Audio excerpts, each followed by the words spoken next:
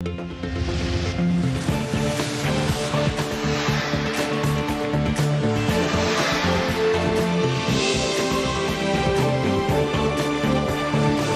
वालेकुम नाज़रीन, आप देख रहे हैं प्रोग्राम द रिव्यू। मुझे कामरान यूसुफ कहते हैं और मेरे साथ मौजूद हैं शहबाज राना। नाज़रीन, वफाकी हुकूमत ने बिलाखिर ये फैसला किया है कि लॉकडाउन में नरमी की जाए और इसका इत्तलाक कल यानी कि हफ्ते के रोज से होगा। और इस फैसले का बुनियादी मकसद हुकूमत की तरफ से ये है कि कोरोना वायरस की वजह से जो मईशत पर मनफी असरात मुरतब हो रहे हैं उसको कम करना और ख़ास करके छोटे कारोबार उनको बचाना, क्योंकि इन छोटे कारोबारों के साथ लाखों करोड़ों लोगों की जो रोज़गार हैं वो जुड़े हुए हैं।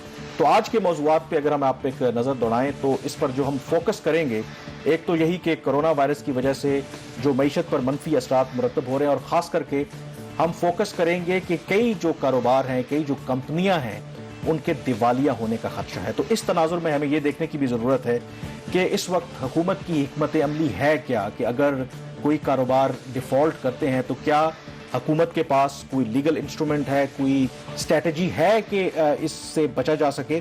और ऐसी सूरत में जो डिफ़ॉल्ट करने वाले कारोबार हैं या जो दिवालिया हो जाते हैं, उन कारोबार को क्या तहफ़्फ़ुज़ हासिल है कानून की नज़र में, उस पर भी बात करेंगे। और प्रोग्राम के आखिरी हिस्से में हम जिक्र करेंगे IPPs की तहकीकाती रिपोर्ट के हवाले से। आपको पता है कि कुछ अर्सा पहले काफ़ी चर्चा रहा, रिपोर्ट लीक हुई जिसमें कहा गया कि ये जो IPPs या जो प्राइवेट कंपनीज जो बिजली प्रोड्यूस करती हैं, इन्होंने काफ़ी पैसा बनाया है। अब हुकूमत ने इस हवाले से एक बहुत बड़ा यू टर्न लिया है, इसकी असल कहानी आपको बताएंगे। लेकिन प्रोग्राम का आगाज़ वही कि मईशत पर जो मनफी असरात और ख़ास करके कई जो कारोबार हो सकता है कि उनके दिवालिया होने का खदशा है। कर्जों की बात हुई तो मुझे एक बात याद आई कि शायद हम इसमें डायरेक्ट स्टेक होल्डर्स नहीं हैं, क्योंकि 3 लोग आपको पता है उनको कर्जा नहीं मिलता, एक सहाफ़ी, दूसरा वकील और तीसरा पुलिस वाले। तो हमें तो कानून में मेरे ख्याल में इसमें कोई कतलन तो नहीं है, लेकिन हमें कर्जा तो नहीं मिलेगा। लेकिन फिर भी ये बड़ा अच्छी बात है, हमें कर्जा नहीं मिलता, ताकि कल को ये ना कहे कि जो सहाफ़ी है वो बेनिफिट लेते हैं। एक टर्म यूज होती है पॉलिटिकली एक्सपोज्ड पर्सन्स, तो जिसमें सियासतदान, वकील और सहाफ़ी इस तरह के लोग आते हैं जिनको कर्जा दें तो फिर खतरा होता है कि वो कर्जा वापस ना मिले। आपने बिल्कुल ठीक बात कही कामरान। इस वक्त जो सबसे बड़ा मसला पाकिस्तान में है, पिछले तकरीबन 2 माह से ज़्यादा का वक्त हो गया कि पाकिस्तान में कारोबार जो है वो मुतासर हुए हैं, कुछ कम मुतासर हुए हैं और कुछ ज़्यादा मुतासर हुए हैं। अब सवाल ये है कि क्या पाकिस्तान में ऐसे कवानीन हैं जहाँ पर कर्ज देने वाला और कर्ज लेने वाला दोनों के जो उसके हकूक हैं वो महफूज हैं। अगर कोई खुदा न खास्ता दिवालिया हो जाता है, कारोबार कर रहा है या कोई कंपनी है, तो उस सूरत में पाकिस्तान में ऐसे कौन से कवानीन है? तो 2 तरह के कवानीन होते हैं, उसके ऊपर आगे जाके बात करेंगे। थोड़ी सी सूरत हाल हम थोड़ा सा यहाँ पे नाज़रीन को बता देते हैं कि अभी तक के जो हालात हैं और जो इनिशियल स्टडीज आई हैं, एक जो स्टडी जिसका हमने पहले भी जिक्र किया था वो small and medium enterprises development authority जो है, वफाकी हुकूमत का ही एक ज़ेली अदारा है, उसने की थी, जिसके तहत कोई 52 लाख जो आपके छोटे और दरमियाने दर्जे के कारोबार हैं वो मुतासर हो सकते हैं। और इसके साथ ही एक सस्टेनेबल पॉलिसी डेवलपमेंट इंस्टीट्यूट है, उसका ये ख्याल है कि जो 52 लाख हैं इसमें से 10 लाख ऐसे कारोबार हैं जो शायद हमेशा के लिए खत्म हो सकते हैं। हुकूमत भी इस चीज को रिस्पॉन्ड कर रही है, स्टेट बैंक ऑफ पाकिस्तान भी रिस्पॉन्ड कर रही है। हुकूमत ने ये जो कंपनियां हैं इनको कर्ज अपने जो तनख्वाहों में अदायगी के लिए 30 अरब रुपए की एक स्कीम उन्होंने रखी है, जिसका मकसद ये होगा कि ये छोटे और दरमियाने दर्जे वाले कारोबार, इनको अगर बैंकों से कर्जा लेने में मुश्किल आती है और बाद में किसी वजह से इनको नुकसान होता है तो 40% उस कर्जे का जो है वो हुकूमत उसका जो प्रिंसिपल अमाउंट होगी उसका बर्दाश्त करेगी। और इसमें अभी तक 700 कंपनियां जो है उन्होंने दरखास्तें दी हैं और 65 अरब रुपए का जो कर्जा उसकी दरखास्त की गई है। इसके अलावा एक और भी स्कीम है स्टेट बैंक ऑफ पाकिस्तान की कि आप 1 साल तक के लिए अपनी जो असल रकम है उसको आप मौखर करवा सकते हैं, माफ नहीं होगी। इसमें भी अभी तक 4 लाख जो ऐसे कंपनियां या अफराद हैं उन्होंने दरखास्तें दी हैं, कोई तकरीबन इसमें 300 अरब रुपए के जो कर्जे की मौखर करने के लिए। तो कामरान, ये जो सारी सूरत हाल, इससे अंदाजा ये हो रहा है कि पाकिस्तान में जो कारोबार है वो बुरी तरह मुतासर हो रहे हैं। इस सिलसिले में जो कवानीन है उसके ऊपर अब हम बात करेंगे, क्या ये कवानीन इतने मौसर हैं। और ये बिल्कुल आपने सही पॉइंट आउट किया, और ये जो आदादो शुमार बता रहे हैं इससे अंदाजा होता है कि कोरोना वायरस की वजह से जो मनफी असरात मुरतब हो रहे हैं, और अभी तो शायद ये इब्तदा है, आगे आगे इन जो रिलीफ मांगने वाले जो कारोबारी तबका है उसमें शायद इजाफा हो जाए। लेकिन यहां पर एक चीज बताना बहुत जरूरी है, क्योंकि ये एक टेक्निकल इशू भी है कि बहुत ज्यादा इस पर बात नहीं भी होती। तो इससे इस हवाले से कि क्या हमारे यहाँ ऐसे कवानीन मौजूद हैं کہ قرضہ دینے والا اور قرضہ لینے والا کہ دونوں کے حقوق کا تحفظ کیا جائے. اور اب کیونکہ غیر معمولی حالات ہیں تو سب سے پہلے ایک رپورٹ دیکھتے ہیں جس میں یہ جاننے کی کوشش کی گئی ہے کہ پاکستان میں موجودہ قوانین ہیں کیا قرضہ لینے اور قرضہ دینے والوں کے حوالے سے. اسٹیٹ بینک کی قرض مؤخر کرنے کی اسکیم اور 4 لاکھ درخواست گزاروں کی 300 ارب روپے کے قرضے مؤخر کرانے کی درخواستیں پاکستان میں آنے والے وقتوں میں سنگین معاشی بحران کی نشاندہی کرتی ہے. اب سوال یہ پیدا ہوتا ہے کہ کیا پاکستان میں قرضوں کی معافی کے لیے قانون سب کے لیے یکساں ہے؟ ویسے تو پاکستان میں قرضوں کی معافی کے لیے دیگر قوانین موجود ہیں، لیکن ماضی کی تاریخ کو دیکھا جائے تو معلوم ہوتا ہے کہ ان قوانین کے ذریعے ہمیشہ ان افراد نے اپنے قرضے معاف کرائے جو یا تو سیاسی اثر رسوخ رکھتے ہیں یا جن کے معاشی مفادات حکمرانوں کے ساتھ وابستہ رہے. ان میں سے چند قوانین کی مثال ہمارے سامنے ہے، جن میں Punjab relief of independence ordinance 1960، provincial insolvency act 1920، financial institution recovery of finance ordinance 2001، companies act of 2017 اور کارپوریٹ ریہیبلیٹیشن ایکٹ آف 2017. لیکن یہ قوانین قرض دہندہ افراد کے مفادات کا یکساں تحفظ نہیں کر پاتے. ان قوانین میں خامیوں کی وجہ سے ہی بینک چھوٹے پیمانے پر کاروبار کرنے والے افراد اور ہاؤسنگ سیکٹر کو قرضوں کی فراہمی میں زیادہ دلچسپی نہیں دکھاتے، اور اگر کہیں خوش قسمتی سے ان افراد کو قرضہ مل بھی جائے تو بعض اوقات قرضوں کی واپسی کے لیے پولیس کے دباؤ کے تحت انہیں جیل کی سلاخوں کی ہوا بھی کھانی پڑتی ہے. 2001 میں جنرل ریٹائر پرویز مشرف کی حکومت میں financial institution recovery of finance ordinance 2001 متعارف کرایا گیا، جس نے بلا شبہ قرضوں کی واپسی کے لیے عدالت کا رخ کیے بغیر جائیداد کی ضبطگی اور فروخت کا اختیار بھی فراہم کیا. لیکن اس کے بعد آنے والی جمہوری حکومتوں نے قرضے کی معافی کے حوالے سے کئی قوانین متعارف کروائے. ان قوانین میں خامیوں کی وجہ سے ہزاروں افراد کو بینکوں کے رحم و کرم پر چھوڑ دیا گیا اور ان میں سے کئی جیل کی سلاخوں کے پیچھے بند ہیں. اب سیاستدانوں کی ذمہ داری ہے کہ قرض معافی کے حوالے سے قوانین میں موجود خامیوں کی درستگی کی جائے تاکہ کہیں ایسا محسوس نہ ہو کہ پاکستان میں طاقتور کے لیے قانون اور غریب کے لیے قانون اور ہے. جی ناظرین، جیسا کہ آپ نے سنا کہ ایک جو فور کلوجر کا لا ہے جو 2001 میں جنرل مشرف کے وقت میں وہ بنا تھا اور اس میں کافی خامیاں تھیں اور یہ جو لا وہ پریکٹیکلی امپلیمنٹ نہیں ہو سکا. اس کی ایک وجہ یہ تھی کہ جو بینکس تھے ان کا یہ خیال تھا کہ جو ان کا قرضے کی واپسی ان کی ممکن نہیں ہے اور بہت سارے کورٹس کے اندر جا کے ٹائم لگتا ہے اور اس پہ اچھا خاصا خرچ ہوتا ہے. 2016 کے اندر پچھلی حکومت نے اس میں ایک ترمیم کی، اس کا سیکشن 15، اس کے تحت یہ اب بینکوں کو اختیار دے دیا گیا ہے کہ وہ جو پراپرٹی ہے جو کسی شخص نے اس کو گروی رکھ کر قرضہ لیا ہے اس کو وہ نیلام کر سکتا ہے. لیکن اس میں کامران صاحب اس کو 2 حقوق بھی دیے گئے ہیں. وہ شخص جس کی پراپرٹی نیلام ہوگی اگر وہ مطمئن نہیں ہے تو بینکنگ کورٹ میں جا کے اس کے اوپر وہ اپلیکیشن دے سکتا ہے. اور دوسرا اس کے اندر ایک چیز یہ ہے کہ اپنی پراپرٹی وہ دوبارہ بھی لے سکتا ہے. ایک جو چیز امپورٹنٹ ہے جس کا ہم ذکر بھی کریں گے اور اس کے اوپر زیادہ فوکس بھی کریں گے وہ یہ ہے کہ میں اگر کوئی کاروبار کر رہا ہوں، میں اگر ایک فرد ہوں، ایک کمپنی ہوں، ایک چھوٹی کمپنی ہوں یا میری پارٹنرشپ ہے، ہم 2 لوگ مل کے کاروبار کرتے ہیں، اس صورت میں ان حالات کے اندر اگر میں نے قرضہ نہیں بھی لیا ہوا اور جو کاروبار کے جو حالات ہیں وہ سسٹینیبل نہیں ہے، میں اپنا کاروبار نہیں چلا سکتا، تو کیا میں بینک کے پاس جا کر یہ کہہ سکتا ہوں جی کہ میں آپ کا قرضہ واپس نہیں کر سکتا، میں اپنے آپ کو دیوالیہ ڈکلیئر کر رہا ہوں؟ تو کیا ایسا کوئی قانون ہے؟ وہ قانون جیسا کہ ابھی آپ نے اس میں رپورٹ میں بھی آپ نے سنا کہ وہ ایسا کوئی قانون چھوٹے درجے کے کاروبار کرنے والا، درمیانے درجے کے والا اور ایک فرد کے لیے نہیں ہے. صرف وہ شخص یا شخص بھی نہیں بلکہ وہ کمپنی اس سے فائدہ اٹھا سکتی ہے جس کا جو قرضہ ہے وہ 10 کروڑ روپے ہوگا. تو اس کا لیکن ایک بات اس سے مجھے ایک بات یاد آ گئی کیونکہ بڑا امپورٹنٹ ہے قرضے معاف کرنے کی کہ بڑے لوگوں کے قرضے معاف کیے جاتے ہیں. آپ کو یاد ہوگا کہ سپریم کورٹ میں یہ کیس بہت عرصے تک اور ابھی بھی شاید موجود ہے، چیف جسٹس افتخار چودھری نے لیا کیونکہ ڈاکٹر عشرت حسین جب اسٹیٹ بینک کے گورنر تھے مشرف دور کے زمانے میں تو انہوں نے خاموشی سے ایک سرکولر ایشو کیا جس کی مد میں اربوں روپے معاف کیے گئے. اس میں بڑے بڑے سیاستدانوں کے نام بھی شامل تھے. تو یہ سوال بھی یہاں پہ بنتا ہے کہ اگر بڑے بڑے جو آپ کہہ لیں کہ اگر ان کی مگر مچھوں کے قرضے معاف ہو سکتے ہیں تو یہاں پر تو جینون اگر ایک کیسز امرج ہو رہے ہیں، کرونا وائرس کی وجہ سے چھوٹے کاروبار متاثر ہو رہے ہیں، تو شاید حکومت کو اس قسم کا کوئی سرکولر آئندہ آنے والے مہینوں میں جاری کرنا پڑے. لیکن سوچنے کی یہ بات ہے کہ کیا وہ لوگ اتنا ہی سیاسی اثر و رسوخ رکھتے ہیں جو مشرف صاحب کے زمانے میں تھے کہ جس کی وجہ سے وہ سرکولر جاری ہوا اور ایک بہت بڑا سکینڈل بھی بنا, اس کے بعد کمیشن بھی بنا. B P R D circular number 29 کی بات کر رہے ہیں جو اسٹیٹ بینک نے غالباً 2001 یا 2 میں جاری کیا تھا, اور جس کے تحت کوئی 253 یا 275 ارب روپے کے جو قرضے تھے وہ معاف ہوئے تھے. اور جو ایک جسٹس جمشید علی شاہ صاحب کی ایک جو کمیشن بنا تھا, اس کی مین جو فائنڈنگ یہ تھی کہ 740 کمپنیوں کے قرضے معاف ہوئے تھے, اور اس میں انہوں نے 222 کمپنیوں سے قرضوں کی وصولی کی انہوں نے ایک ریکمنڈیشن دی تھی. تو ناظرین یہ ساری صورتحال ہے. اس کے اوپر ہم لیگل جو مائنڈز ہیں, وہ جو شخص جو کاروبار کرتے ہیں, جو متاثر ہوتے ہیں اس سے, جب ہم ابھی بریک پہ جائیں گے اور بریک سے واپس آگے تو لوگوں سے پوچھیں گے کہ اس سلسلے میں کیا کیا جا سکتا ہے اور ان کی اس کے بارے میں کیا رائے ہے. Stay with us. جی, پروگرام دی ریویو میں ایک دفعہ پھر خوش آمدید. ہم ڈسکس کر رہے ہیں کہ معیشت پر جو منفی اثرات مرتب ہو رہے ہیں کرونا وائرس کی وجہ سے, اور اس میں خدشہ موجود ہے کہ بہت سے جو چھوٹے, درمیانے اور ایون جو بڑے درجے کے کاروبار ہیں کہیں یہ نہ ہو کہ وہ دیوالیہ ہو جائیں. تو آج ہم اپنے پروگرام میں یہ جائزہ لینے کی کوشش کر رہے ہیں کہ ہمارے پاس کیا ایسے قوانین موجود ہیں یا حکومت ایسے کسی پلان پہ کام کر رہی ہے کہ اس چیز کو پریمپٹ کیا جا سکے.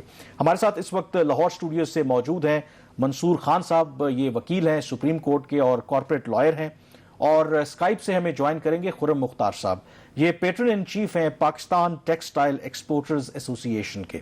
تو پروگرام کا آغاز لیکن میں منصور خان صاحب سے کرنا چاہوں گا. منصور صاحب, بڑا سمپل اور سادہ سا سوال. تصور کیجئے کہ میں ایک کاروبار کرتا ہوں, میری ایک کمپنی ہے, اور کرونا وائرس کی وجہ سے یہ جو لاک ڈاؤن ہوا, میرا کاروبار اتنا متاثر ہوا کہ جو میں نے بینکوں سے قرضہ لے رکھا تھا اب میں اس پوزیشن میں نہیں کہ ان کو واپس کر سکوں, نہ ہی میں اپنا کاروبار چلا سکوں. پاکستان میں اس وقت ایسے کون سے قوانین ہیں جن کا میں سہارا لے سکتا ہوں تاکہ میرے لیے کچھ آسانی پیدا ہو سکے؟ جی کمران صاحب, بدقسمتی سے پاکستان میں میرے نزدیک ایسے کوئی قوانین نہیں ہیں جو کہ جس طرح کا ریلیف جس کا آپ ذکر کر رہے ہیں اس طرح کا ریلیف وہ کسی کمپنی کو یا کسی چھوٹے یا بڑے بزنس کو یا کسی انڈیویجول کو وہ پرووائڈ کر سکیں. آپ بیسکلی جو ریسٹرکچرنگ کے لیے یا بیسکلی جیسے ایک امریکہ کا جو بینکرپسی لا ہے وہ بہت مشہور ہے جی, اور جو امریکہ کا جو بینکرپسی لا ہے وہ انڈیویجولز اور کارپوریشنز وہ دونوں پہ اپلائی کرتا ہے, اور اس کا ایک چیپٹر 11 ہوتا ہے, اور چیپٹر 11 میں کورٹ بیسکلی مزید ٹائم دیتی ہے کمپنی کو یا انڈیویجول کو کہ وہ اپنے ڈیٹس وغیرہ کو ریسٹرکچر کر سکے, اپنے بزنس کو ری آرگنائز کر سکے, اور ایک ٹائم فریم کے تحت جو اپنے جو اس کے کریڈیٹرز ہیں ان کو پے آف کر سکے. اور پھر ایک ان کا چیپٹر 7 ہوتا ہے جس کے تحت وہ سمپلی جو ہے وہ کورٹ کی سپرویژن میں جو ایسٹس وغیرہ ہیں وہ سیل ہو جاتے ہیں اور جو کریڈیٹرز ہیں ان کو پے کیا جا سکتا ہے. بدقسمتی سے پاکستان میں کوئی بینکرپسی لا نہیں ہے. پاکستان میں جو ملتی جلتی جو پروویژنز ہیں جن کو آپ دیکھ سکتے ہیں وہ ہمارا اوبیسلی جو فائنینشیل انسٹیٹیوشنز آرڈیننس ہے 2001 کا, اگر بینک کا کوئی بھی ڈیفالٹ ہوتا ہے تو بینک اس ڈیفالٹ کی ریکوری کے لیے فائنینشیل انسٹیٹیوشن 2001 کا جو ہے وہ سہارا لیتا ہے. اور جیسے آپ کے علم میں ہوگا کہ پچھلے دنوں لاہور ہائی کورٹ کا جو ایک فل بینچ ہے اس نے بیسکلی یہ ہولڈ کیا ہے کہ جو فائنینشیل انسٹیٹیوشن آرڈیننس ہے اس کے تحت اگر کوئی پراپرٹی جو ہے وہ بینک کے پاس مارگیجڈ ہے اور 3 نوٹس دینے کے بعد بھی اگر جو ڈیٹر ہے یا جو ڈیٹر کمپنی ہے وہ اگر اپنی جو فائنینسنگ ری پے نہیں کر سکتی تو بینک کے پاس اب یہ ایک اتھارٹی ہے, لیگل اتھارٹی ہے کہ without going to the court وہ پراپرٹی جو ہے وہ پبلک آکشن کے ذریعے جو ہے وہ نیلام کر سکتی ہے. اور دوسری جو ایک پاسبلٹی ہے وہ صرف کمپنیز کے لیے ہے, اور جیسے آپ کو اندازہ ہوگا کہ 22 کروڑ کے ملک میں صرف 1,07,000 کمپنیز جو ہیں وہ رجسٹرڈ ہیں, اور جو کمپنیز ایکٹ 2017 میں جو وائنڈنگ اپ کی پروویژنز ہیں اس میں ایٹ لیسٹ تھیوریٹکلی اس میں آپ کو نظر آتا ہے, میں یہ نہیں کہہ سکتا کہ وہ سہولت جو ہے وہ کمپنیز جو کہ ڈیفیکلٹیز میں ان کو واقعی ملتی ہے, لیکن ایٹ لیسٹ اس میں لفظوں میں کوئی ایسی ایک چیز ہے کہ اگر کورٹ چاہے تو وہ تھوڑا سا معمولی سا ریلیف دے سکتی ہے. ملتا ہے کہ نہیں ملتا دیٹس سم تھنگ ایلس, لیکن آپ یہ چیز دیکھیں کہ جو کمپنیز آپ جس کارپوریٹ ریہیبلیٹیشن ایکٹ کی بات کر رہے ہیں وہ صرف ان کے لیے اپلیکیبل ہے نا جن کا قرضہ جو ہے وہ 10 کروڑ روپے سے زیادہ ہے. اب ہم یہاں پہ بات کر رہے ہیں چھوٹے کاروبار کی اور درمیانے کاروبار کی اور وہ افراد جو کہ جنہوں نے قرضہ لیا ہوا ہے. لیکن ایک اور بھی صورتحال ہے, وہ یہ ہے کہ میں کاروبار کر رہا ہوں, میرا کاروبار ٹھپ ہو گیا ہے, میں نے پچھلے کسی کمپنی سے سامان لیا اور آگے میں نے بیچنا ہے اور اس سامان کی ادائیگی میرے اوپر آ گئی اور میرا کاروبار جو فیزیبل نہیں رہا, تو بینکرپسی لا کی ایبسنس میں میرے پاس ایک چھوٹے کاروبار کرنے کی حیثیت سے کیا آپشن ہے, میں کل کیا کروں گا؟ نہیں, اس میں رانا صاحب جو ایک حقیقت ہے جی, جو ایک قانونی حقیقت ہے, وہ جیسے بینکرپسی لا میں ہوتا ہے کہ آپ بینکرپسی ڈکلیئر کر دیتے ہیں اور اس کے بعد کورٹ آپ کو ڈسچارج کر دیتی ہے. کورٹ بیسکلی یہ کہتی ہے کہ جی یہ آپ کی ایسٹس ہیں, ہم یہ ایسٹس ریپوزیس کرتے ہیں, ہم ان کو سیل کر دیتے ہیں, اور ایک دفعہ جب یہ کاروائی مکمل ہو جاتی ہے تو آپ ڈسچارج ہو جاتے ہیں. میننگ دیر بائی کہ 3 یا 4 یا 5 سال کے عرصے کے بعد جتنی دیر آپ پہ وہ ایک لیگل لائبلٹیز ہوتی ہیں, آپ دوبارہ مارکیٹ میں آ کے کاروبار جو ہے وہ شروع کر سکتے ہیں. پاکستان میں بدقسمتی سے ایسا کوئی قانون نہیں ہے کہ وہ آپ کو بینکرپسی کی صورت میں یا اس صورت میں جب آپ کا کاروبار نہیں چل رہا وہ آپ کو ڈسچارج کر دیں. پاکستان میں ڈسچارج کا جو کانسیپٹ ہے وہ نہیں ہے. چلے ابھی خرم مختار صاحب سے پوچھتے ہیں کہ خرم صاحب, آپ نے جیسا کہ سنا کہ آپ دیوالیہ خدا نہ خواستہ اگر کوئی ہو جائے تو اس کے پاس کوئی راستہ نہیں ہے, تو as a practical business man آپ اس چیزوں کو فیس کر رہے ہیں, تو کس قسم کی مشکلات آپ کو سامنا کرنا پڑتی ہیں جب کوئی دیوالیہ ہو جاتا ہے؟ تو مارکیٹ میں اس کے ساتھ کیسے ریئیکشن ہوتا ہے اور بینکس اس کے ساتھ کیسے ریئیکٹ کرتی ہیں؟ رانا صاحب, سب سے پہلے تو میں تھوڑا سا آپ کو پیچھے لے جانا چاہوں گا کہ آپ کے علم میں ہوگا کہ 2011 میں ہماری جو این پی ایل کی ریشو تھی دیٹ واز اراؤنڈ 21%.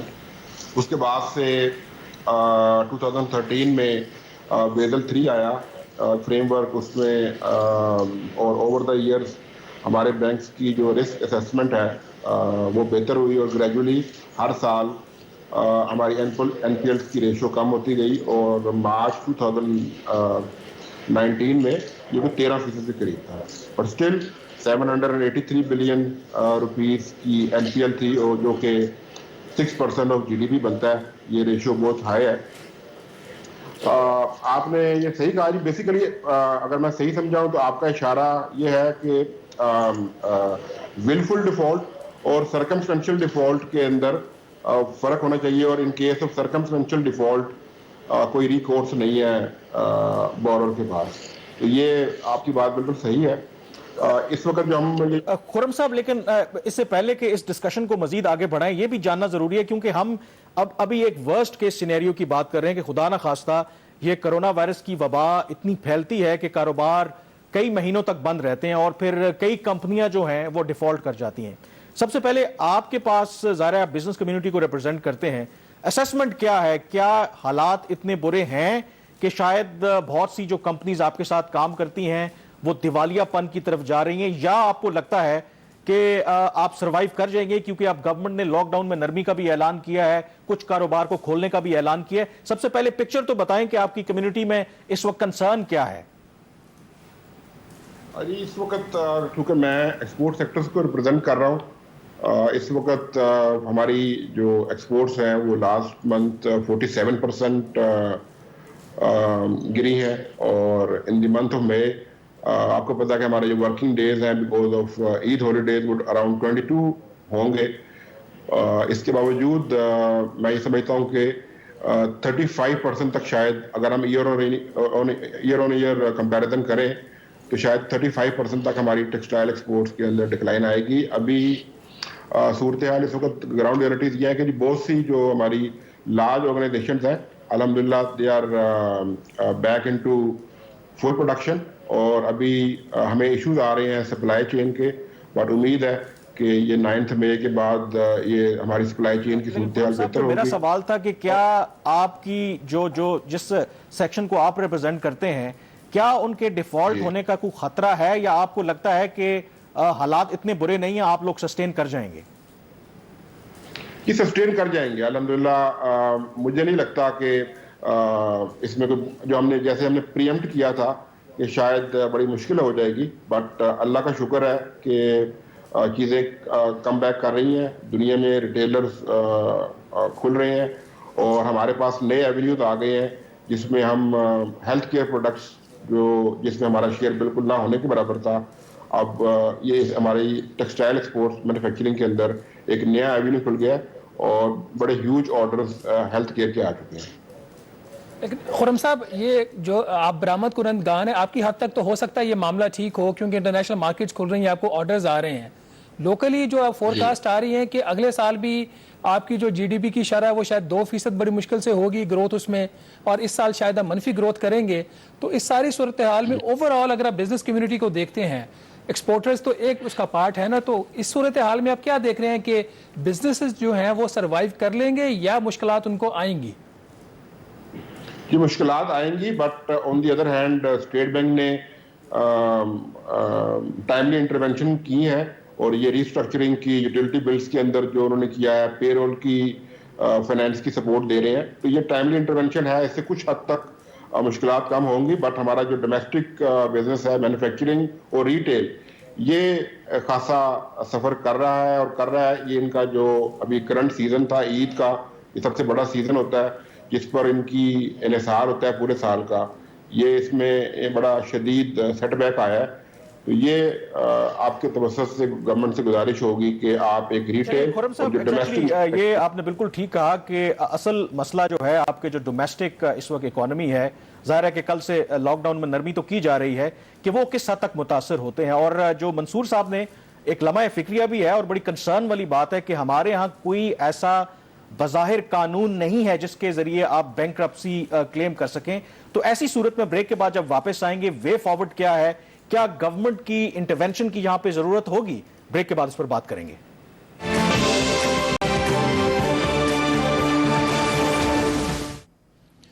جی ناظرین, ویلکم بیک. ناظرین, آپ کو جیسے یہاں پہ آپ سنا آپ نے کہ ہمارے ہاں کوئی ایسا قانون نہیں ہے جہاں پہ کوئی چھوٹا جو کاروبار کرنے والا شخص ہے وہ جا کے کہے کہ میں دیوالیہ ہو گیا ہوں اور حکومت یا عدالتیں جو ہیں وہ میری مدد کریں. تو منصور صاحب, یہ جو بینکرپسی کا قانون ہے اس کی غیر موجودگی میں پاکستان کے اندر جو ہاؤسنگ سیکٹر ہے اس کو کس حد تک مشکلات کا سامنا ہے؟ کہ پاکستان میں ایک بہت بڑا جو مسئلہ ہے کہ یہاں پہ ہاؤسنگ یونٹس کی بہت کمی ہے اور بینکس جو ہیں وہ لینڈنگ کرنے کو تیار نہیں ہیں. تو اگر بینکرپسی کا کوئی قانون پاکستان میں آ جاتا ہے تو کیا آپ سمجھتے ہیں کہ اس سے جو ہاؤسنگ سیکٹر ہے اس کو کوئی بوسٹ مل سکتا ہے؟ شہباز صاحب, میرے خیال میں بینکرپسی کا کوئی بھی جو مہذب ملک ہے یا کوئی بھی جو مہذب معاشرہ ہے اس میں ایک بینکرپسی کا قانون تو ہونا چاہیے. لیکن جیسے آپ کو اندازہ ہے کہ پاکستان میں ہمیشہ سے تھا, اس دور میں بہت کھل کے سامنے آ گیا ہے کہ جو پاورفل لابیز ہیں وہ بڑا ایفیکٹیولی جو ہے اپنا انفلوئنس جو ہے وہ استعمال کرتی ہیں.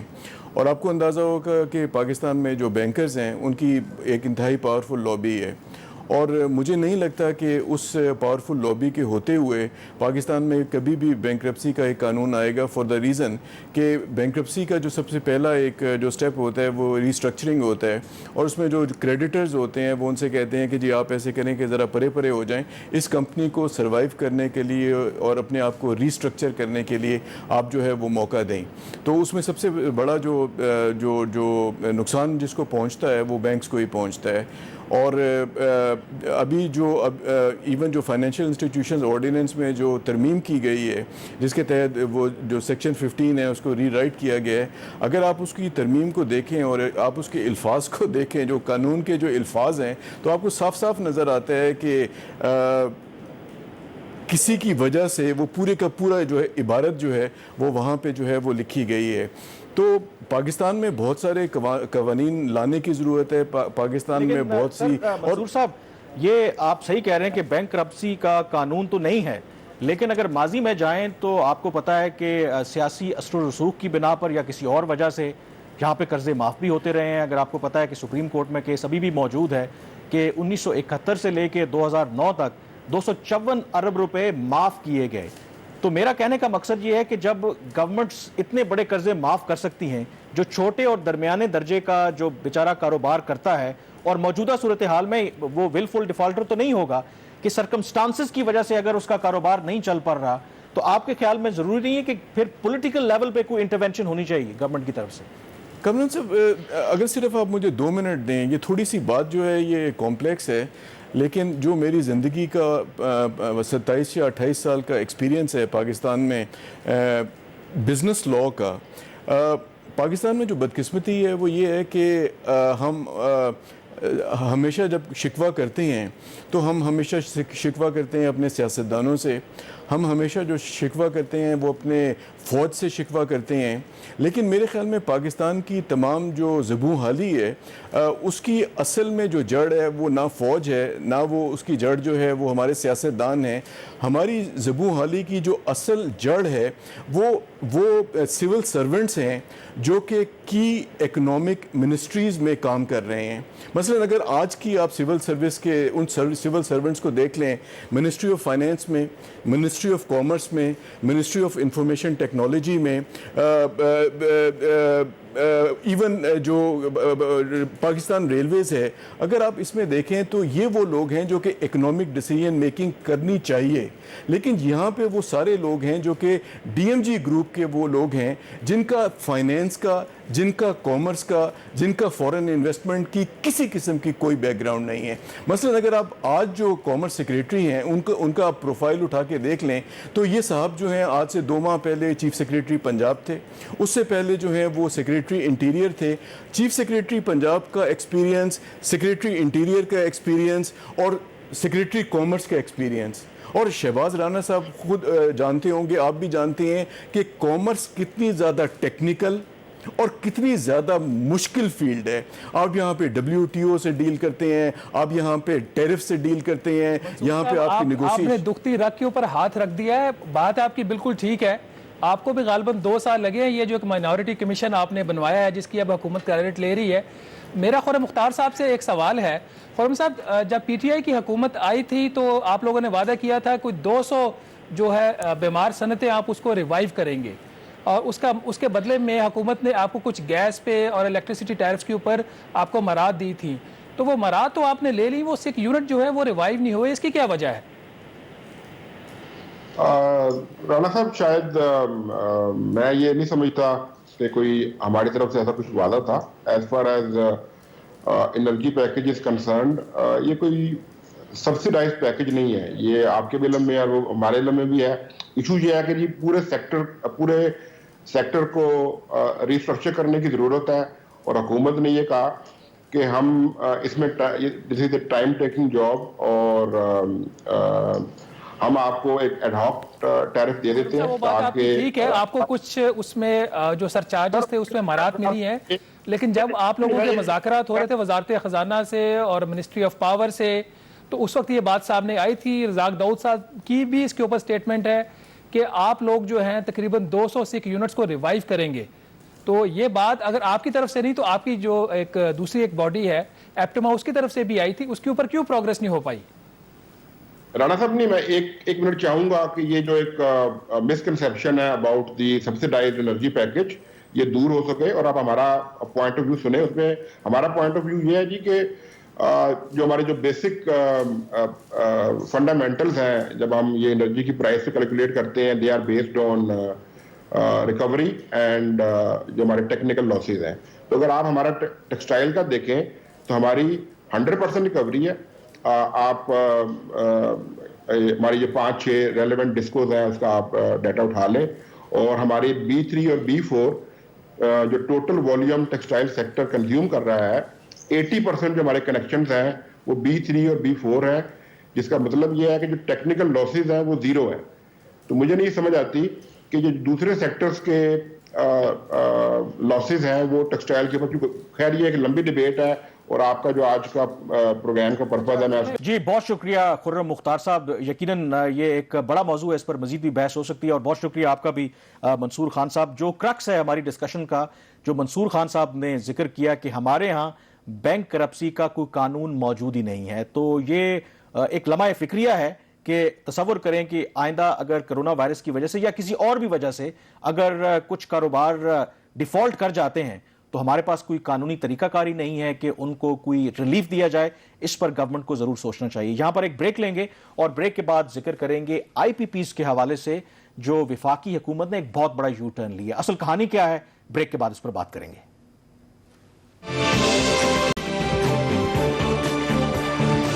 ویلکم بیک ناظرین، بریک پہ جانے سے پہلے ہم بات کر رہے تھے آئی پی پی کی رپورٹ کا، جس کے اوپر کامران کا یہ موقف ہے. ویسے میں تو اس بات کو نہیں مانتا کہ حکومت نے ایک یو ٹرن لیا. لگتا ہے ایسا ہے کہ حکومت نے شاید کوئی فیصلہ سوچ سمجھ کر اب کیا ہے.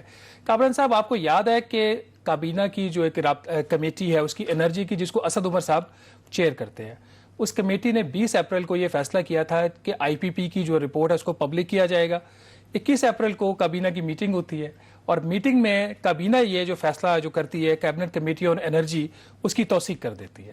اور اس کے ساتھ ہی دوسرا فیصلہ یہ بھی ہوتا ہے کہ اس کے اوپر ایک کمیشن بنے گا.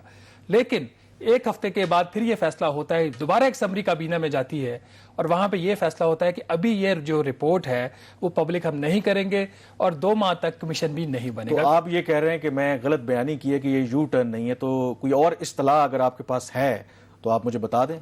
وہ یو ٹرن نہیں ہے. وہ عمران خان صاحب نے کیا کہا تھا کہ جب آپ کو غلط فیصلہ کر لیں اور واپس آ جائیں تو اس کو یو ٹرن نہیں کہتے. کیا اس کا مطلب ہے کہ جو پہلے فیصلہ تھا، ایک تو باقاعدہ طور پر گورنمنٹ نے رپورٹ ریلیز نہیں کی تھی، ظاہر ہے کہ لیک ہوئی تھی اور ہم نے اپنے پروگرام میں ڈسکس بھی کیا تھا. تو اس کا مطلب ہے کہ یہ گورنمنٹ کا یہ فیصلہ ٹھیک ہے اس رپورٹ کو منظر عام پہ نہ لانا، اور جو انکوائری کمیشن بنانا تھا جس میں اصل وجوہات پتہ چلنی تھی کہ آیا کہ کوئی کرمنل نیگلیجنس ہے، کوئی کیس بنتا ہے نیب کا یا کسی اور ادارے کا، تو اس کو انہوں نے مؤخر کیا. تو آپ کی نظر میں وہ ٹھیک فیصلہ ہے؟ کامران صاحب، میں نے وہ رپورٹ پڑھی ہے، ٹھیک ہے، جس طرح لیک ہو کے دوسروں کے پاس پہنچی، میرے پاس بھی وہ رپورٹ ہے. اس میں 2 بنیادی چیزیں ہیں رپورٹ کے اندر. ایک تو اس کے اندر آپ کے جتنے بھی پاکستان نے آج تک انرجی کی پالیسیز آئی ہیں، 1994 محترمہ بینظیر بھٹو شہید کی جو گورنمنٹ تھی، اس کے بعد غالباً 1996 کی وہ اس میں یہ پاور پلانٹ لگنا شروع ہو گئے تھے. پھر 2002 2005-6 میں کچھ اس میں ریویژن آتی ہے، اور جو سب سے بڑی جو پالیسی آتی ہے وہ 2015. یہ جو 2015 والی پالیسی ہے، اس کے تحت آپ کے سی پیک کے پاور پلانٹس بھی لگتے ہیں. ایک تو یہ چیز ہے کہ ان کمپنیوں نے، جتنی بھی کمپنیاں تھیں جنہوں نے پاکستان میں کارخانے لگائے، چاہے وہ پاکستانی کمپنیاں تھیں یا غیر ملکی کمپنیاں تھیں، حکومت پاکستان نے ان کو ایک پالیسی دی. اس پالیسی کے تحت انہوں نے بجلی بنانے کے کارخانے لگائے. اب اس کے ٹرمز آف ریفرنسز کیا تھے، وہ جو معاہدے ہوئے تھے وہ ٹھیک تھے غلط تھے، لیکن وہ جتنے بھی معاہدے تھے اس کو حکومت پاکستان نے اس کی منظوری دی تھی. ہر جو ریلیونٹ فورم تھا وہاں سے اس کی منظوری ہوئی تھی. اب جو کمیٹی کی فائنڈنگز یہ ہیں کہ یہ جتنے بھی کمپنیاں ہیں، ان کو جتنا پیسہ گیا ہے اور مستقبل میں بھی جائے گا، چونکہ معاہدے ٹھیک نہیں ہیں تو ان سے ریکوریز کی جائے. اب مجھے ایک بات بتائیے، آپ آتے ہیں as an investor government of Pakistan کے پاس کہ میں ایک پاور پلانٹ لگانا چاہتا ہوں، آپ نے یہ پالیسی اناؤنس کی ہے. وہ پالیسی ٹھیک ہے یا غلط ہے، وہ حکومت پاکستان کا ایک کانشیس فیصلہ ہے. میں اس کے اوپر پاور پلانٹ لگاتا ہوں، میں اس کے اوپر منافع بناتا ہوں، کیونکہ آپ نے پالیسی اناؤنس کی ہے. وہ پالیسی آج غلط کیسے ہو گئی جب ہر چیز قانون کے مطابق ہے؟ ایک تو اس کے اندر یہ چیز ہے. یہ چیز نہیں جو یہ بالکل آپ نے صحیح کہا. اور ہمارے ہاں جو پرابلم کیا ہے کہ یہ جب رپورٹ لیک کی گئی، اور ظاہر ہے کہ جو طریقہ انصاف ہے، یہ حکومت جب آٹے اور چینی کی رپورٹ آئی تو یہ دعویٰ کرتے ہیں کہ دیکھیں ہم احتساب کتنا کڑا احتساب کر رہے ہیں، اگر ہمارے اپنے لوگوں کے وزراء کے نام آ رہے ہیں تو ہمیں پرواہ نہیں ہے. تو شاید جوش میں آ کر کے انہوں نے یہی کام کیا کہ اگر 2 چیزوں پہ بہت زیادہ اعتراض ہے نا، ایک کہ ان کو پیمنٹ کیا آپ نے ڈالرز میں کیوں دیتے ہیں آپ، دوسرا ہے کیپیسٹی چارج. اب بات یہ ہے کہ کیا وہ جو پالیسی کے تحت جو معاہدے ان کمپنیوں کے ساتھ کیے گئے، جو حکومت پاکستان نے کیے، کیا وہ معاہدے کے جو ٹرمز آف ریفرنسز ہیں ان کے مطابق ہیں؟ اگر حکومت نے خود طے کیا تھا کہ جی آپ ڈالرز میں انہیں پیسے دیں گے کمپنیز کو، تو اس میں کون سی انلیگیلٹی ہے؟ کیپیسٹی چارج اگر لوگوں کو سمجھانے والی بات ہے، کیپیسٹی چارج یہی ہے کہ آپ اگر ایک 100 میگا واٹ کا پلانٹ لگاتے ہیں تو بے شک گورنمنٹ بجلی لے یا نہ لے، حکومت پابند ہے کہ ان کو 100 میگا واٹ کی انہوں نے پیسے پیمنٹ کرنی ہے. یہ معاہدے کا حصہ ہے. تو اب اگر کہیں انلیگیلٹی کمٹ ہوئی نہیں ہے تو پھر اتنا شور کس بات کا؟ اور دوسرا میرے خیال میں جو اعتراض بھی لگایا جا رہا ہے نا، شاید طاہر بشارت چیمہ صاحب جب ہمارے پروگرام میں آئے تھے انہوں نے رپورٹ کی تعریف ضرور کی تھی، لیکن ایک چیز انہوں نے آپ کو پتہ بڑی پتے کی بات کی تھی کہ جتنے اس کمیٹی کے ممبران تھے جنہوں نے تحقیقات کی ہے ان کا تعلق اکاؤنٹ سے تھا، یعنی کہ وہ 2+2 والے لوگ تھے. اس کے اندر بہت سی ٹیکنیکلٹیز انوالو ہیں. تو جب تک یہ ٹیکنیکل ان پٹ نہیں آئے گی تو اس کا اصل پتہ لگے گا. تو شاید گورنمنٹ کو بعد میں خیال آیا کہ کہیں یہ نہ ہو کہ لینے کے دینے پڑ جائیں. اور یہی وجہ ہے کہ لینے کے دینے پڑ جائیں. آپ بھی وہی پوائنٹ کر رہے ہیں جو میرا پوائنٹ تھا کہ یہ فیصلہ ان کا ٹھیک ہے اس رپورٹ کو اسٹیج کے اوپر پبلک نہ کرنے کے. اس کے 2 فائدے ہیں. پہلا فائدہ تو یہ کہ 2 ماہ کا حکومت کو ٹائم مل گیا ہے. اس ٹائم کے دوران وہ آئی پی پیز کے ساتھ نیگوشیٹ کریں گے اور کچھ لو اور کچھ دو کی بنیاد پر شاید اس کے چانسز بہت کم ہیں. یہ بات میں آپ کو دوبارہ کہہ رہا ہوں, چانسز کم ہے. شاید حکومت کو کچھ ریلیف مل جائے, معاہدوں میں کچھ ان کو کنسیشن مل سکتی ہے, لیکن اگر یہ اس کے ساتھ پبلک چلے جاتے رپورٹ کے ساتھ اور ان کے خلاف کوئی لیگل ایکشن لینے کی کوشش کرتے, تو یہ بات ذہن میں رکھیے کہ آربیٹریشن کی جو کلاز ہے نا, اس کے تحت یہ فیصلے پھر پاکستان میں نہیں ہونے تھے, ملک سے باہر ہونے تھے. اور ہمارا جو آربیٹریشن کا اس کے ٹریک بارے ریکارڈ ہے میں وہ کیا اچھا خیال ہے؟ نہیں جو پاپولر ویو ہے, آپ کو پتا ہے کہ کابینہ کے 2 اہم رکن ان کے بھی سٹیکس ہیں آئی پی پیز کے اندر, اور جو پاپولر ویو ہے وہ تو یہی ہے کہ انہوں نے پریویل کیا ہے, جو ندیم بابر صاحب اور رزاق داؤد صاحب, انہوں نے پریویل کیا, ان کی وجہ سے ہوا ہے. اس میں کتنی حقیقت ہے؟ آپ کو لگتا ہے کہ انہوں نے پریویل کیا, یہ کانفلکٹ آف انٹرسٹ تھا؟ جو مجھے پتا ہے کہ جب یہ کیبنٹ کمیٹیوں نے انرجی میں بھی رپورٹ کہ جس دن یہ فیصلہ ہوا 20 اپریل کو کہ یہ رپورٹ پبلک کرنی ہے, تو رزاق داؤد صاحب اور ندیم بابر صاحب دونوں کمیٹی سے اٹھ کے چلے گئے تھے. انہوں نے کہا جی ہمارا کانفلکٹ آف انٹرسٹ ہم نہیں بیٹھیں گے, اور غالباً کابینہ کے جو میٹنگ ہوئی اور ان اس کی کے اندر بھی تعریف وہ بھی نہیں وزیر بیٹھے. اعظم کرتے رہے, اور کابینہ کے ممبران نے باقی نے بھی ان کی ایبسنس میں بھی ان کی تعریف کی کہ یہ بڑے انٹیگریٹی والے لوگ ہیں. دیکھیں وہ تو ایک بات ذہن میں رکھیے کہ پاکستان میں جو بھی لوگ کاروبار کرتے ہیں نا, تو کاروبار پاکستان میں سیدھی انگلی سے نہیں ہوتا.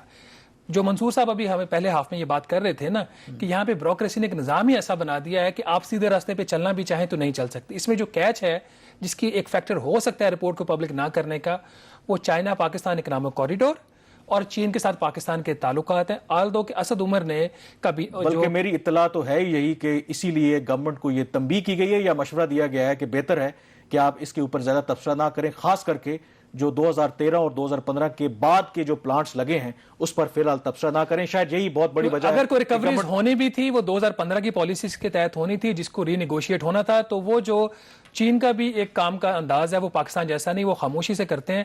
تو امید ہم یہ بات کر سکتے ہیں کہ اگلے 2 مہینے کے دوران حکومت ان کے ساتھ مذاکرات کر لے. اگر چین کے ساتھ کچھ ان کو کنسیشن ملتی ہیں, آئی پی پی سے کچھ کنسیشن ملتی ہیں, تو بہتر ہے بجائے اس کے کہ رپورٹ پبلک کرو. پیار محبت سے آپ کام نکلوا سکتے ہیں. فیوچر میں جب بھی آپ پالیسیز بنائیں تو کوشش کریں کہ پھر ملک کے اور عوام کے مفادات کو سامنے رکھیں. آئندہ سوچ سمجھ کے اناؤنس کیجئے. چلیں ضرور. اسی بھی کے ساتھ پروگرام دی ریویو سے مجھے کامران یوسف اور شہباز رانا کو اب اجازت دیجیے. اللہ حافظ.